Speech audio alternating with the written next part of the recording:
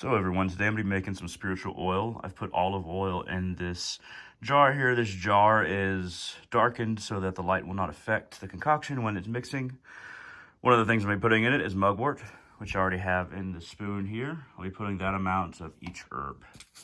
I'm also going to be putting in lemongrass, red rose petals and buds, eucalyptus leaf, sage, clove, and some rose quartz to pick up the energy when I'm charging it. So that's what I'll be putting into this oil, bit by little bit.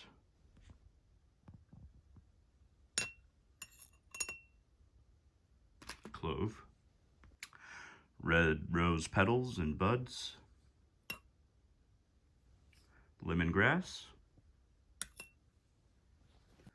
eucalyptus leaves.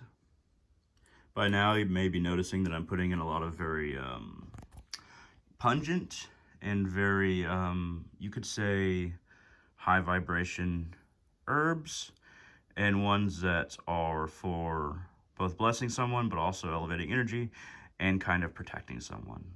Most of these have those qualities in some way, shape, or form. Sage is next. Sage. And finally, rose quartz.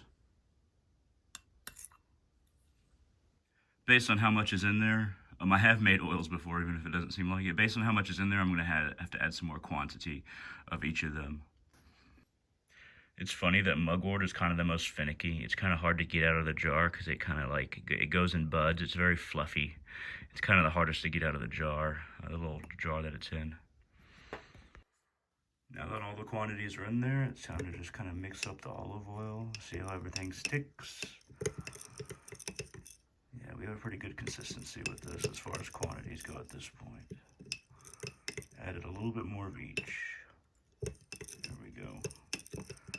It's gonna have to sit for about 30 days, but mixing it up pretty good to get it there. And then every now and then I'm gonna have to shake this jar, really mix it up. But I'm gonna try to keep it sealed for 30 days.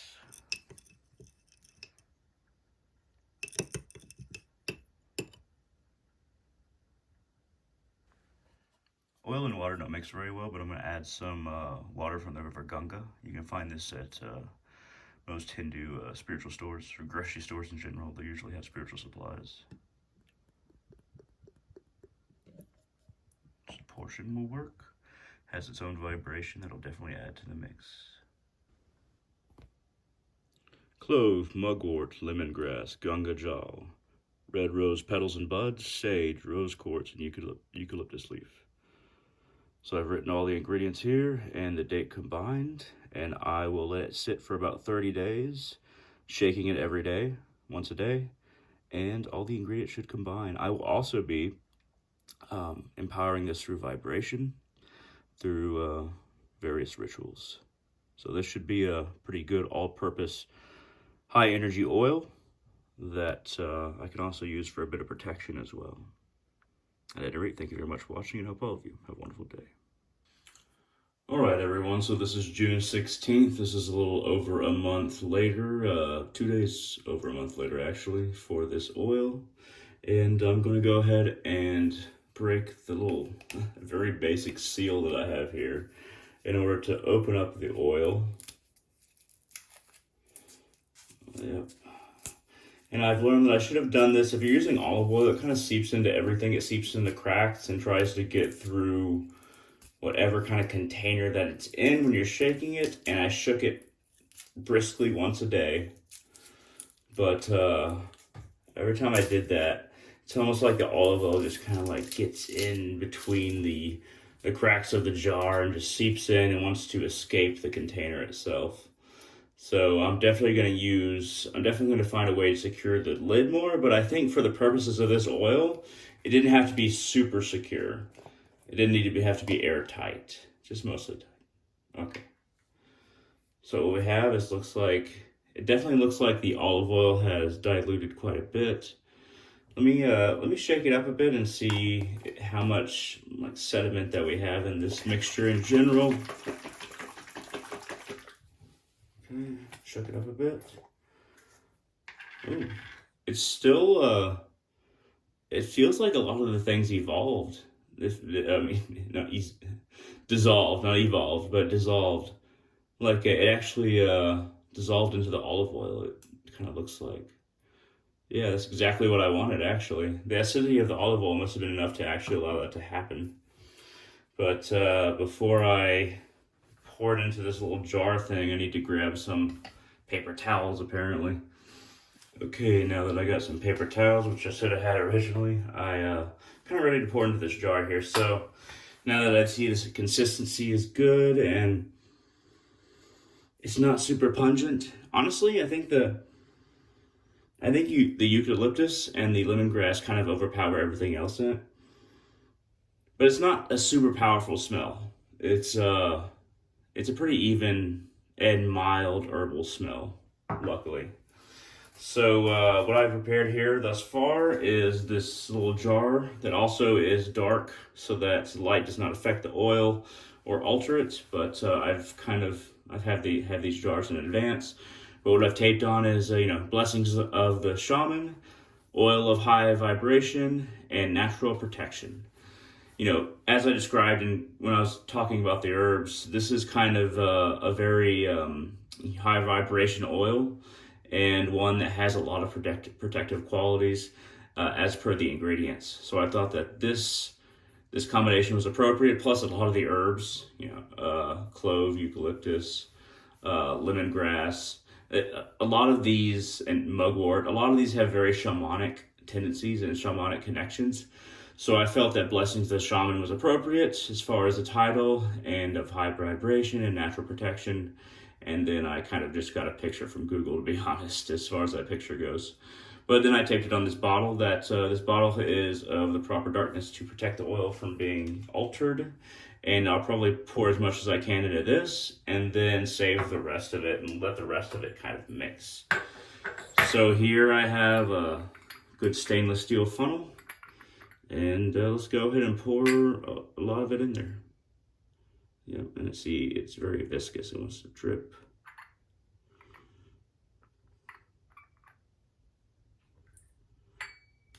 Yeah, not a whole lot of chunks, but we got some chunks in the bottom there. Oh no, I got some on the side, which is what I was trying to avoid. Because this stuff is hard to get off. Olive oil gets into everything, apparently, which I kind of learned previously. And then now we're going to pour as much as we can in there. There's a little bit of density there right at the top. I'm going to go ahead and empty that into my sink and pick that bits up later. That mugwort definitely has some high density to it. All right, now some more. There we go. All right, I think we are almost full here. Not quite, but almost. Yeah, all the density's in the bottom. But you can tell by the new cloudiness of the olive oil that everything is really seeping in, because it was a very different color before, when I started with this initial olive oil. You can see that there's density there, and we see the kind of drip. But it's almost full, very near there. Let's put a little bit more in there before we save the rest for kind of a little bit more different purpose. You could fling this into a fire, for instance. All right, let's see if it, we got a bit of a drip here. And we're kind of to the bottom of the rim of the top of the bottle. So yep, we're to that rim, and that's where I'm gonna call it quits. Boop. All right. And let me go ahead and wipe this bottle off so that it's not just a hassle to clean up later with my hands and everything.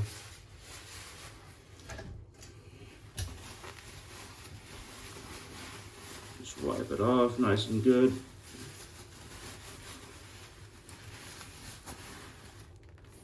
That olive oil just really gets on everything, man.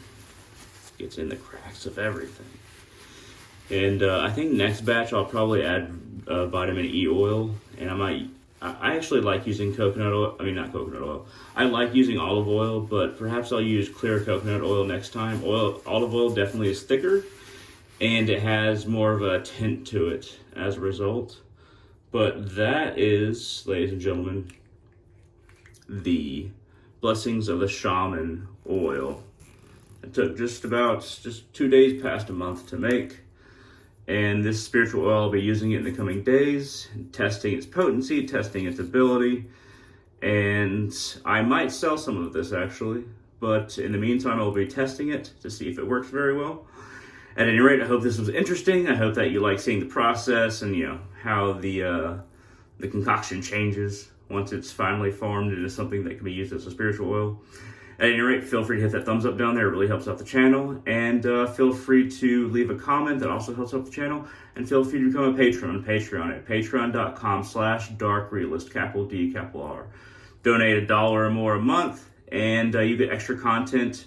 My YouTube videos all in one place, but extra content that you don't find anywhere else. Writings, pictures, and explanations. At any rate, thank you very much for watching. Hope all of you have a wonderful day.